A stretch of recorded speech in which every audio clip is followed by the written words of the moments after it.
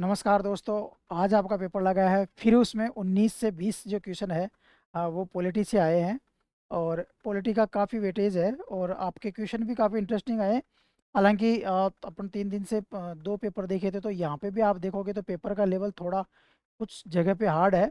लेकिन कई क्वेश्चन तो ऐसे हैं पॉलिटी में, दो एक कुछ क्वेश्चन तो जो आपको यदि थोड़े बहुत पता है, थोड़ा लॉजिक लगा रहे हो, तो वो सोल्व हो जाएंगे, जो मैं बताऊंगा आपके आगे।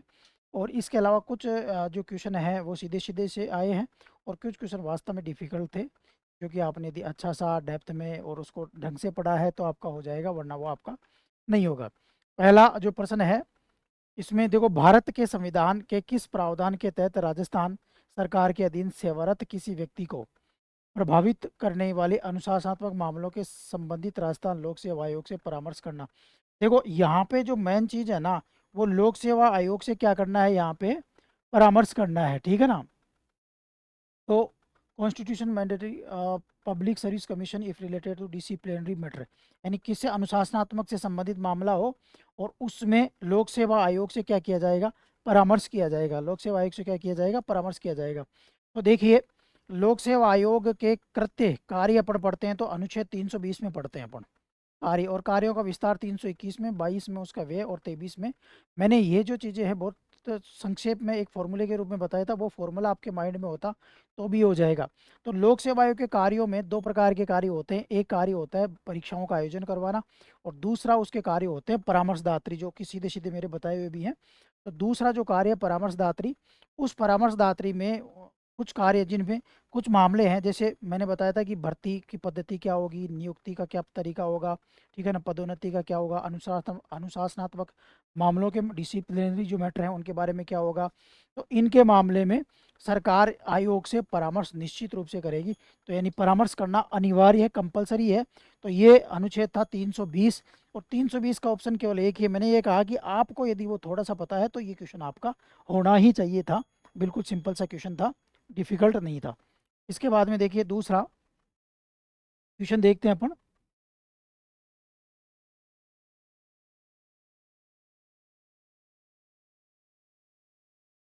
दूसरा यह क्वेश्चन भी राज्यपाल वाला है, ठीक है। ये भी बिल्कुल सिंपल था। देखो, यदि राष्ट्रपति किसी को पता हो तो राज्यपाल हो जाता है, और राज्यपाल पता हो तो राष्ट्रपति हो जाता है। राष्ट्रपति की समाधान की शक्ति बेहतर में है, और मैंने कहा था 11 घटा के 100 जोड़ लेना, तो 161 में राज्यपाल की समाधान की शक्ति है। इसका मतलब पहला स्टेटमेंट अपना क्या हो गया, रॉन्ग हो गया। क्योंकि युग्मों पर विचार कीजिए ये, और सही विकल्प को चुनिए। यानी सही विकल्प को चुनवा रहा है हमसे, मैच नहीं करवा रहा है अपन से, है ना। तो यानी पहला विकल्प अपना गलत हो गया। अध्यादेश, तो वैसे राष्ट्रपति का अध्यादेश जो है 123 में है, और मैंने कहा था 10 घटा के 100 जोड़ोगे तो 213 में राज्यपाल का है। तो यहाँ पे आ गया 214, तो ये स्टेटमेंट भी अपना क्या हो जाएगा, गलत हो जाएगा। फिर विधेयकों पर अनुमति राष्ट्रपति की 111 में है, उसमें 11 घटा के 100 जोड़ोगे तो 200 आ जाएगा। मैंने ये दोनों चीज़ें इसलिए बोल रहा हूँ क्योंकि एक ही चीज़ मैंने आपको उस समय भी कहा था कि आपको एक बात पता है तो दूसरी याद करने की जरूरत नहीं है। तो देखिए, इसका मतलब 200 है, तो ये स्टेटमेंट अपना सही है, ठीक है ना। फिर राज्य के विधानमंडल के सत्रावसान और विघटन करने की शक्ति राष्ट्रपति की 85 में है, उसमें 11 घटा के 100 जोड़ोगे तो 174 आ जाएगा। यानी ये स्टेटमेंट भी सही है। तो आपका तीसरा और चौथा सही है। तो यहाँ पे देखिए, जहाँ पे तीसरा और चौथा, यानी चौथा जो ऑप्शन है वो आपका सही है। बिल्कुल सरल, बिल्कुल इजी सा क्वेश्चन था, थोड़ा सा लॉजिक लगाते तो अपना हो सकता था। जिनका हुआ है बहुत बढ़िया बात है। फिर इसके बाद में देखिए, नेक्स्ट अपन चलते हैं।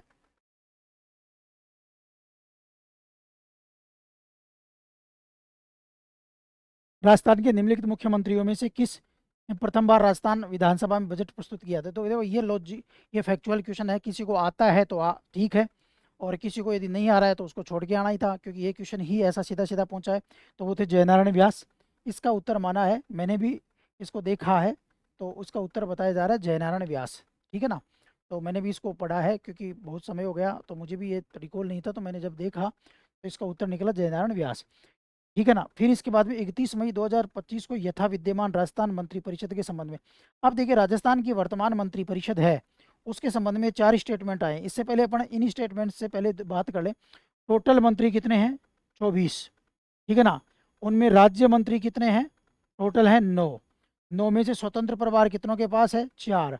महिला मंत्री कितनी है, 2। एक दिया कुमारी, एक मंजू भागमार, एक श्रीमती दिया कुमारी, एक श्रीमती मंजू भागमार।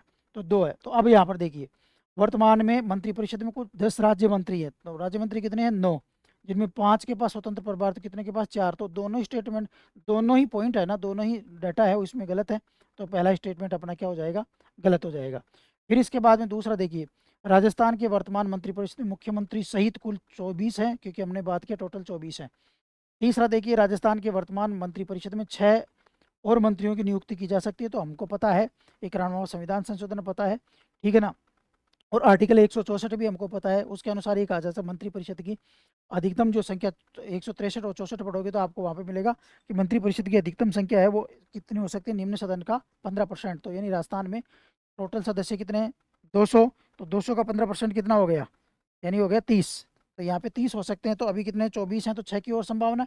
इसका मतलब ये और भी सही है। और वर्तमान में मंत्रिपरिषद में 2 महिला सदस्य हैं, जिनका नाम मैंने बता दिया, तो ये भी सही है।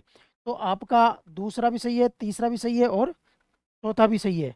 और यहाँ पे ये कहना चाह रहा है, क्योंकि यहाँ पे वो तो नहीं आ रहे आपकी स्टेट, वो 4 वो जो आते हैं, क्या नाम, कूट तो नहीं है।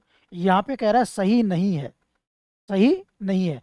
देखो ये बात मैंने कई बार बोला है आपको कि जब भी प्रश्न सोल्व करो है और नहीं को गोला करके देखा करो, तो इसका मतलब अपना उत्तर कौन सा आ जाएगा? पहला। ठीक है। फिर इसके बाद में देखो नेक्स्ट चलते हैं। निम्न में से कौन राजस्थान मानवाधिकार आयोग का एक अध्यक्ष नहीं था? यानी राजस्थान मानवाधिकार, सगीर अहमद राजस्थान मानवाधिकार आयोग के अध्यक्ष रहे हैं। एन के जैन भी, नगेंद्र जो जैन है, नगेंद्र कुमार जैन है, वो भी राजस्थान मानवाधिकार आयोग के अध्यक्ष रहे हैं। कांता भटनागर है, वो भी राजस्थान मानवाधिकार आयोग के। प्रेमचंद जो जैन है वो कभी भी नहीं रहे हैं। तो यानी ये उत्तर ये आ जाएगा। और यहाँ पे देखो राजस्थान मानवाधिकार आयोग के 6-7 ही अध्यक्ष रहे हैं। तो आपको मैंने कल भी वीडियो में कहा था कि जैसे जिनकी संख्या ही 7-8 8-8 हो, तो ऐसी संख्या को याद करने में बुराई नहीं है। कई बार इनका पूछ लिया जाता है। मैंने कहा संख्या 20 25 30 हो जाती है तब याद करने की जरूरत नहीं है, क्योंकि याद करोगे तो भी एग्जाम में अपना कन्फ्यूजन ही होगा। तो यहाँ पर इसका न्यायमूर्ति प्रेमचंद जैन। ये पेपर कल के पेपर की अपेक्षा में थोड़ा सरल है। कुछ क्वेश्चन है जो थोड़े से जटिल हैं। सबसे अभी तक तीनों पेपरों में सबसे जटिल मुझे जो लगा एग्जाम स्टूडेंट के पॉइंट ऑफ व्यू से, वो कल का था। नेक्स्ट देखते हैं। अब देखो ये पेपर, ये जो क्वेश्चन है ना, कितना सिंपल क्वेश्चन आया है। निम्नलिखित में से किस विषय पर राजस्थान विधानसभा कोई कानून नहीं बना सकती? यानी कौन सा ऐसा विषय है जिस पर राजस्थान विधानसभा को कानून बनाने का अधिकार नहीं है? ठीक है ना। थोड़ा सा यहाँ पे पथकर के बजाय इंग्लिश देखोगे तो ये आराम समझ में आ जाएगा। टोल, तो राज्य के भी टोल होते हैं। हालांकि वैसे देखो लिस्ट होती है, राज्य सूची के विषय होते हैं, वो लिस्ट हमें याद होनी चाहिए थी। लेकिन चलो छोड़ो उस लिस्ट को भी। आप थोड़ा सा लॉजिक लगा के देखना, मैंने क्या कहा था? टोल, ठीक है ना। फिर टैक्स ऑन एग्रीकल्चर, तो एग्रीकल्चर की इनकम पे राज्य सरकार लगा सकती है टैक्स।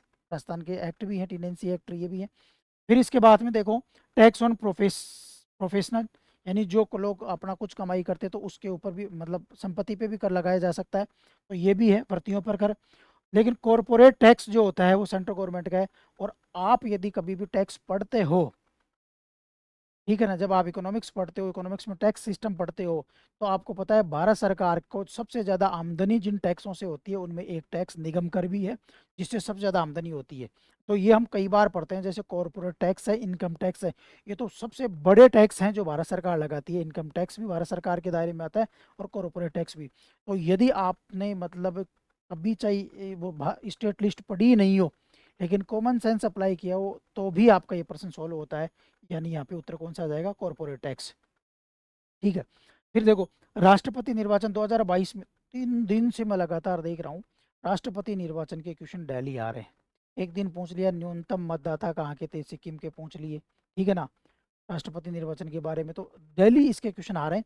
अब राष्ट्रपति, और कल भी मैंने आपको, कल यदि आपने देखा हो, और देखिए बड़ी ही गजब बात यह है, यदि आप पिछले वाला वीडियो देख रहे हो तो 2-3% ऐसे हो रहे हैं जो उस वीडियो से कोरिलेट होकर के अगले पेपर में आ रहे हैं।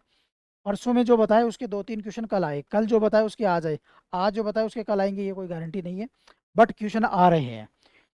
देखिए राजस्थान का विधानसभा के सभी सदस्यों का मत मूल्य कितना? तो राजस्थान के एक विधायक का मत मूल्य कितना होता है? 129।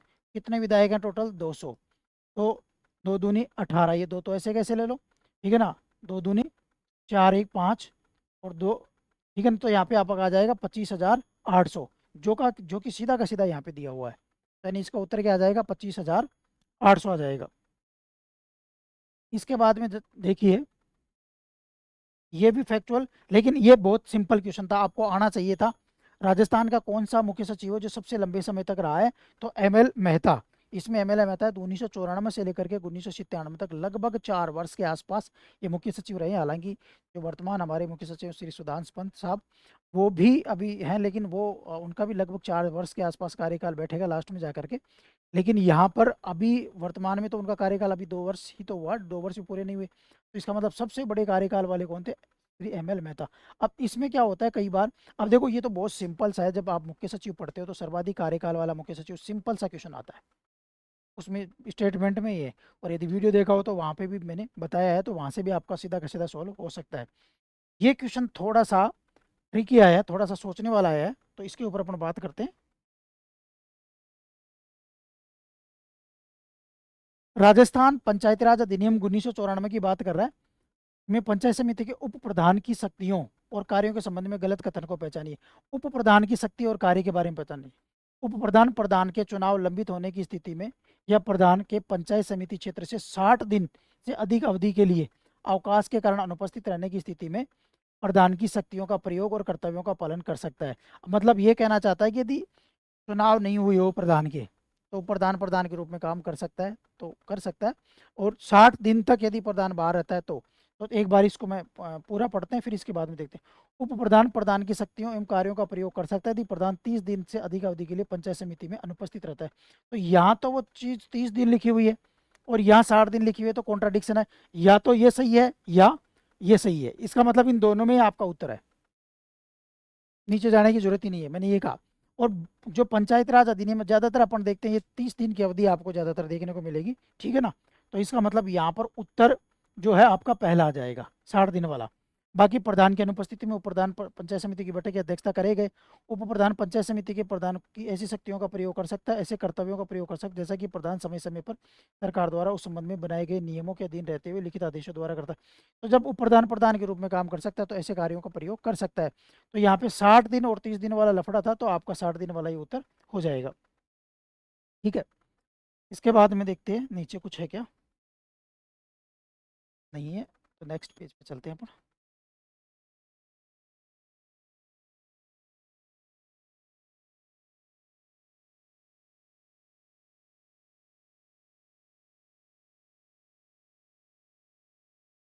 एक ही क्वेश्चन है तो फिर इसको बड़ा कर लेते हैं पढ़ाना।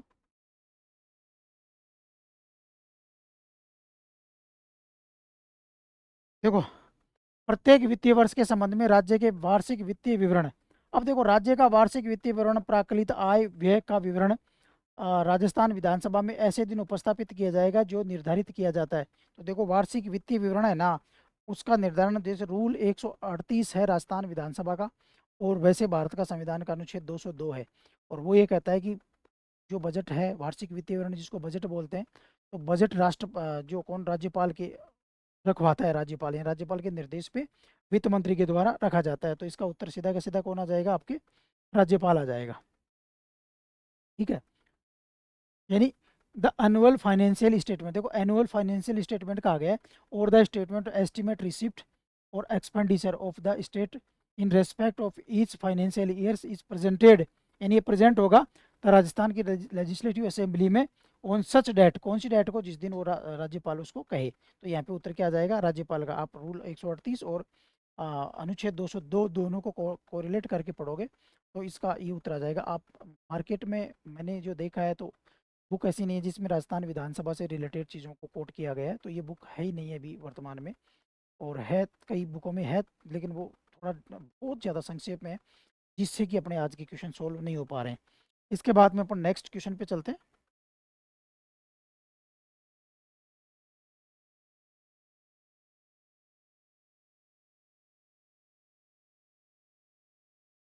देखो, बी आर अम्बेडकर की स्टेटमेंट आई, मैं इस पर डिस्कस नहीं करा रहा हूँ क्योंकि ये क्वेश्चन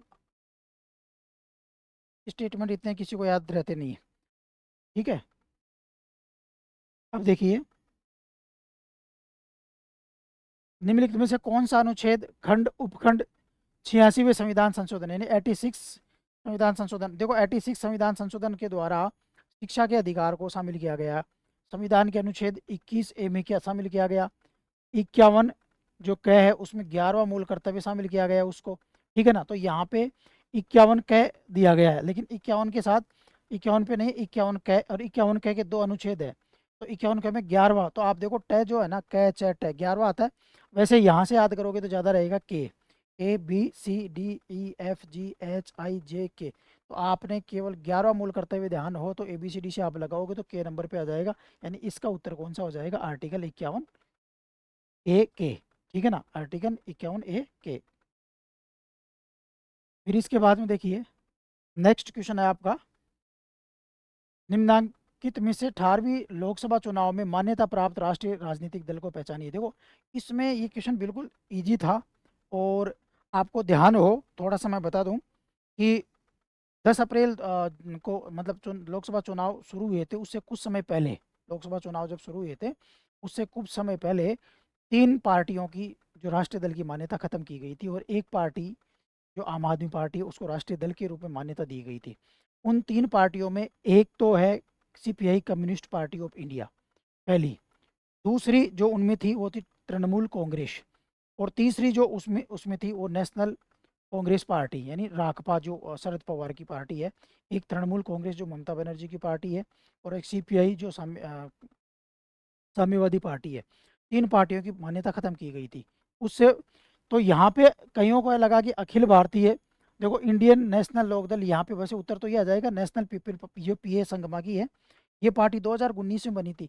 लेकिन वहाँ पे क्या अलग अलग राज्यों में, क्योंकि 4 राज्यों में उसको राज्य दल का दर्जा प्राप्त है तो वो राष्ट्रीय पार्टी बन सकती है। तो वहाँ पे इसका छोटा छोटा बहुमत है, क्योंकि जो पूर्वोत्तर राज्य, तो इस वजह से ये जो नेशनल पीपल पार्टी है इसको 2019 में ही 6 जून 2019 में ही इसको राष्ट्रीय पार्टी का दर्जा दिया गया था PA संगमा की, और ये वर्तमान में भी राष्ट्रीय पार्टी है। इसके अलावा अखिल भारतीय फॉरवर्ड ब्लॉक नहीं है, अखिल भारतीय जो ये पहले थी TMC, जिसको AITMC बोल दो चाहे आप, AITMC कांग्रेस पार्टी है ना, TMC इसको वैसे बोलते हैं। तो ये पहले थी, लेकिन लोकसभा चुनाव से पहले इसकी मान्यता रद्द हो गई, इस वजह से अब बहुत सारे लोगों को ये किया होगा, जबकि इसका उत्तर क्या आएगा, नेशनल पीपल पार्टी, ये इसका आंसर आएगा। इसके बाद में नेक्स्ट क्वेश्चन देखते हैं अपन।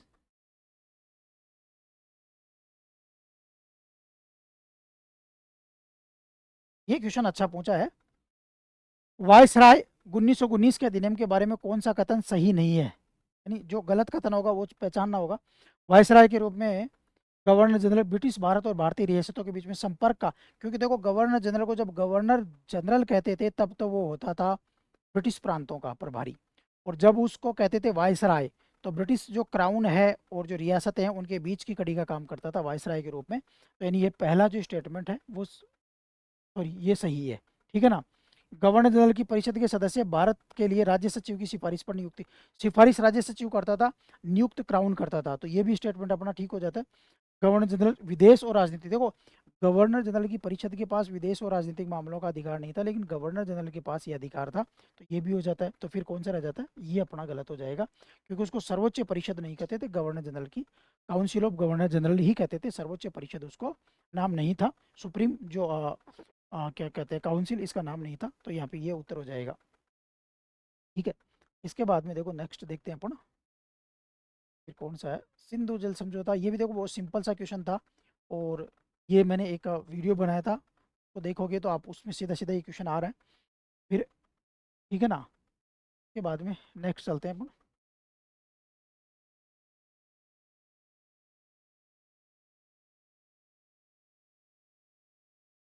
ये दबाव समूह होगा, बिल्कुल सिंपल सा क्वेश्चन आया है, लेकिन हाँ फैक्ट है, थोड़ा सा आपने पढ़ा होगा एक बार भी दबाव समूह को, तो ये क्वेश्चन हो जाता है आपका।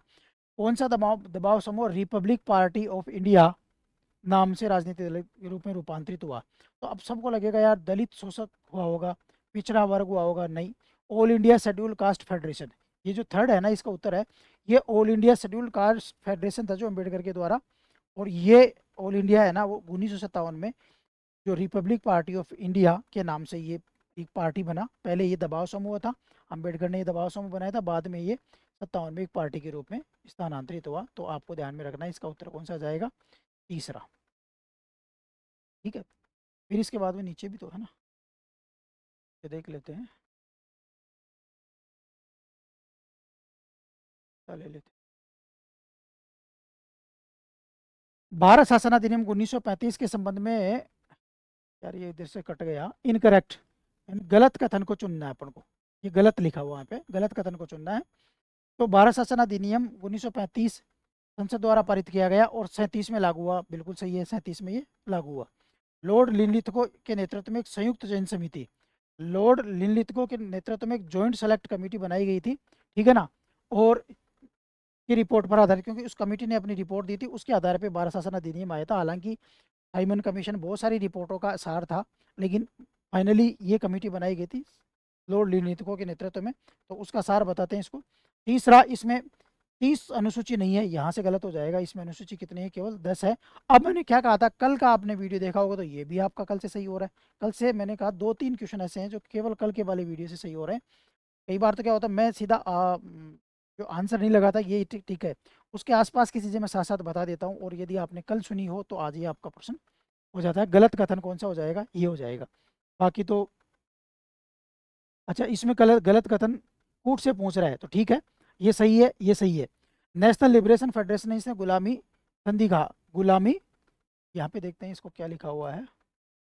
तो स्लेव कॉन्स्टिट्यूशन कहा, ये स्लेव कॉन्स्टिट्यूशन इसने नहीं कहा था, पंडित जवाहरलाल नेहरू ने कहा था। तो यानी ये भी गलत है, तो मेरे हिसाब से इसका उत्तर ये आना चाहिए। बाकी देखिए आरपीएस इसका क्या मानती है, लेकिन मुझे अभी तक जो पता है उसके हिसाब से तो इसका उत्तर 3 और 4 होना चाहिए, ठीक है ना। फिर इसके बाद में देखिए नेक्स्ट जो क्वेश्चन है आपका, ये थोड़ा सा इसमें भाषा साफ नहीं आ रही, मैं पढ़ के बता दूंगा। इंग्लिश में तो फिर भी साफ साफ दिख रहा है, लेकिन आपके पास पेपर होगा तो आपको ध्यान होगा। देखिए, सांस्कृतिक और शैक्षिक अधिकार 29 और 30 अनुच्छेद में से से जुड़े संविधान के अनुच्छेद 29 एक की बात करें, किस समूह के अल्पसंख्यकों द्वारा निर्धारित करने में कौन सा अधिकार उल्लेखित नहीं है? यानी इसमें सांस्कृतिक किस किस को वो कहते हैं, अल्पसंख्यकों को अपनी भाषा, लिपि और, ठीक है ना, तो वहाँ पे क्या क्या लिखा हुआ है, ठीक है ना।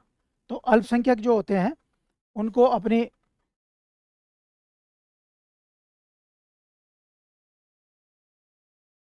भाषा, लिपि और संस्कृति, 3 वर्ड है यहाँ पे, ठीक है ना।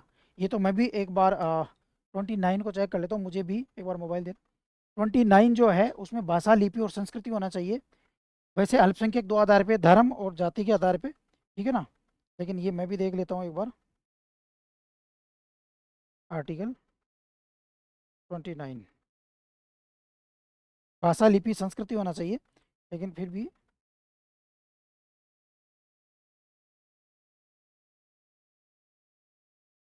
लैंग्वेज, स्क्रिप्ट और कल्चर, बिल्कुल सही है जो मैं बोल रहा हूँ, क्योंकि मुझे भी थोड़ा सा लगा धर्म तो नहीं। देखिए मैं थोड़ा सा स्पष्ट कर दूँ, 29 और 30 में जैसे भाषा, लिपि, संस्कृति को बचाने का अधिकार है अल्पसंख्यकों को, ये जोड़ा लिखा हुआ है। फिर संस्कृति से क्या बनता है? धर्म। तो फिर धर्म के आधार पे, भाषा के आधार पे धार्मिक संस्थान। तो यदि प्रश्न पूछता है कि धार्मिक संस्थान किस आधार पे स्थापित किए जाने चाहिए, तो धर्म और भाषा आधार पे हमारा संविधान इजाजत देता है। लेकिन यहाँ पे लिखा हुआ है कि अंडर 29(1) में constitution related to the cultural and educational right, what ground is not mentioned to determine the group as a minority। तो यहाँ पे लैंग्वेज दिखा, ये दिया हुआ, ये दिया हुआ, ये आपके मेंशन नहीं है, तो यहाँ पे आपका उत्तर क्या हो जाएगा? धर्म हो जाएगा, ठीक है ना। मैं इसको अभी तक मतलब मैं सोच रहा था कि इसका है क्या, अचानक से मेरे भी में पढ़ते पढ़ते आया कि भाषा, लिपि और संस्कृति तीनों साथ लिखे हुए, धर्म वहाँ पर नहीं लिखा हुआ है, ठीक है ना। जुड़े संविधान के अनुच्छेद किस समूह के को, किस समूह को अल्पसंख्यक निर्धारित करने का कौन सा आधार उल्लेखित नहीं, तो अल्पसंख्यक 3 आधार पे ये बताए गए, ठीक है ना। फिर इसके बाद में देखो नेक्स्ट अपन चलते हैं।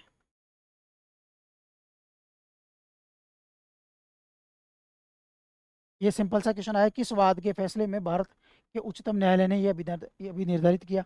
देखिए, आप यदि जो मुंबई मामला है ये सुनते हो और ये बार बार पढ़ते हो, तो मैं कई बार बोलता हूँ कि मुंबई मामले में कहा था कि धर्मनिरपेक्षता जो है भारतीय संविधान की मूल विशेषता है, भारतीय संविधान का आधारभूत ढांचा को धर्मनिरपेक्षता में माना है, ठीक है। फिर इसके बाद में नेक्स्ट क्वेश्चन देख लेते हैं अपन। 2024 के आम चुनाव में भाग लेने वाले राजनीतिक दलों के संबंध में कौन सा कथन गलत है? यहाँ पे गलत कथन को निकालना है। यहाँ पे आपका स्टेटमेंट कौन सा संबंध में गलत है? देखो, चुनाव में ये गलत हो जाएगा, वहाँ पे 58 थे राजनीतिक दल, आप देखोगे तो बाकी फिर और सारे के सारे वैसे सही हो जाते। चुनाव चिन्ह जो पुस्तक है वो अभी मैंने एनपीपी जो नेशनल पीपल पार्टी बताई जो पीए संगमा की, उसका चुनाव चिन्ह है ना वो पुस्तक ही है, ठीक है ना। और 390 मान्यता प्राप्त दलों ने भाग लिया, तो यहाँ पे ये गलत हो जाएगा क्योंकि 58 दल थे इलेक्शन कमीशन के अनुसार। इसके बाद में देखो नेक्स्ट क्वेश्चन है आपका, ये सिंपल सा क्वेश्चन आया है। देखिए, भारत के राष्ट्रपति के संबंध में निम्न में क्या सही है, सही चुनना है अपन को। जब किसी राष्ट्रपति पर संविधान के अतिक्रमण का के लिए महाभियोग चलाना हो तब संसद का केवल निम्न सदन नहीं, हमने महाभियोग जब 61 पढ़ा है तो उसमें हमने बात की है कि दोनों ही सदनों में कहीं से भी चलाया जा सकता है, पहला स्टेटमेंट रॉन्ग है। फिर संसद के सभी सदस्य राष्ट्रपति के निर्वाचक मंडल के सदस्य होते हैं, तो राष्ट्रपति के निर्वाचक मंडल में केवल निर्वाचित सदस्य भाग लेते हैं, मनोनीत सदस्य भाग नहीं लेते हैं, तो ये भी गलत है आपका, ठीक है। व्यक्ति जो मृत्यु त्यागपत्र पद से हटाए जाने के कारण रिक्त हुए राष्ट्रपति पद को बढ़ने के लिए हुए चुनाव में विजयी हुआ, वो पूरे 5 वर्ष की अवधि के लिए पद पर बने रहने का हकदार होगा, तो ये बिल्कुल सही है। ये मैंने कई बार बोला है कि ध्यान रखना, राष्ट्रपति में भले ही 1 वर्ष के बाद ही मान लो राष्ट्रपति की मृत्यु हो जाए, त्यागपत्र दे दे, तो नया राष्ट्रपति 4 वर्ष के लिए काम नहीं करेगा, पूरे 5 वर्ष के लिए काम करेगा। और ये मैंने कई बार कहा है और कई बार आपको ये कंपैरिजन कराया कि जैसे सरपंच होता है वो शेष कार्यकाल के लिए, ये शेष कार्यकाल के लिए, और ये पूरे कार्यकाल के लिए काम करते हैं, पूरे कंपेरिजन करा के मैंने आपको कई वीडियो में ये बताया है, ठीक है ना। तो ये हो गया। चलो देख लेते, चौथा भी देख लेते। अपना पद संभालने से पूर्व राष्ट्रपति भारत के संविधान के अनुच्छेद 59, तो 59 के शपथ शपथ और प्रतिज्ञान जो है ना वो अनुच्छेद किसमें, 60 में, तो ये स्टेटमेंट भी आपका क्या हो जाएगा, गलत। तो यहाँ पे उत्तर केवल तीसरा आपका सही रहेगा,